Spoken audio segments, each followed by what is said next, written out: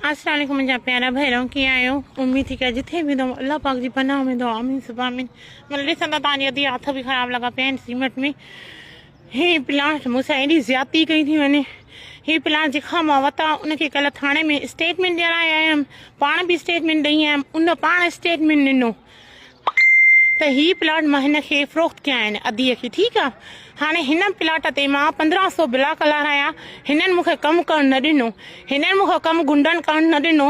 हिननि शेख खे प्लाट ॾिनो, लाड़काणे जो को शेख आहे ज़ात जो, उनखे ॾिना अथनि प्लाट। ऐं हीअ 13 प्लाट उहो ठाहे थो। 60 प्लाट मां वठी चुकी आहियां, पैसा ॾेई चुकी आहियां, अञा ॾियणा आहिनि मूंखे। त हे मूंसां नाजाइज़ी कंदा। मुंहिंजा 1500 प्लाट चुराइजी विया, उन में मुंहिंजा 1500 प्लाट चुराइजी विया, मसालो बर्बाद थी वियो। मां चयो का ॻाल्हि न, अलाह ॾियण वारो आहे। हाणे हिननि जी मां पाण दीवार बि अकेली औरत ड्राई आहे। मां तव्हांखे मंज़र ॾेखारियां थी, वीडियो मुंहिंजी था ठाहिनि है न। त इहा औरत हीअं थी करे, पर तव्हां हक़ सच सां ॻाल्हाइजो। हीअ वञे थो जेको साम्हूं इहो शेख आहे लाड़काणे जो, इनखे प्लाट फ़रोख़्त कया अथनि। हितां दीवार हणाई अथनि। हे 2 ॾींहंनि में मुंहिंजे 13 प्लाटनि ते हिननि बाउंड्री वॉल लॻाए छॾियो आहे। हीअ गेट बि हणी छॾियो अथनि, वॾी ॻाल्हि आहे दरवाज़ो बि हणी छॾियो अथनि। मां कंहिंखे दवा ॾियां, कंहिंखे मां पंहिंजो ॾुख ॿुधायां? हे हलनि नथा। थाणे छो नथा हलनि?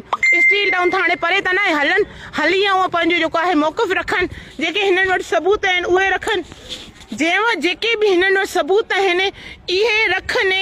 एग्रीमेंट अथनि हिननि वटि, जेको बि आहे रखी सघनि था मुंहिंजा भाइरूं। पर मां हिकु औरत थी करे हे मां पाण मञा थी, आई एक्सेप्टेड। मां ही दीवारी किराई हुन, छो न किरायसि? जो करे मुंहिंजे प्लाटनि ते ठाहिनि था। मुंहिंजे एॾी नाजाइज़ी छो कई थी वञे? मां इन्हनि जो कहिड़ो गुनाह कयां? आख़िर कसूर छा आहे मुंहिंजो? इहो कसूर आहे? मां हवा जी धीउ आहियां, मां हवा जी बेटी आहियां, उहो इहो कसूर आहे मुंहिंजो? त मां हिकु औरत आहियां, छा औरत जी न हलंदी आहे छा? औरत जी कोई ॿुधंदो न आहे छा? औरत जे लाइ कानून न आहे छा? हिननि जो कानून आहे मर्दनि जो नाजाइज़ी कनि मूंसां। हे मूंसां जेको बि मर्ज़ी कनि, हे मूंसां हिननि माने सुभाणे खां पोइ तबाह मूंखे निकिट बि कनि। हिननि खे एतिरी परमिशन कंहिं ॾिनी आहे? को आहे राणो राणी राणो मुल्क में? जा कोई कानून आहे, को लॉ आहे त मूंखे ॿुधायो। पैसे वठी आई आहियां। हाणे किथां मां यकीन कंदो, मां विया थी मूंखे अलाए छा थो थिए।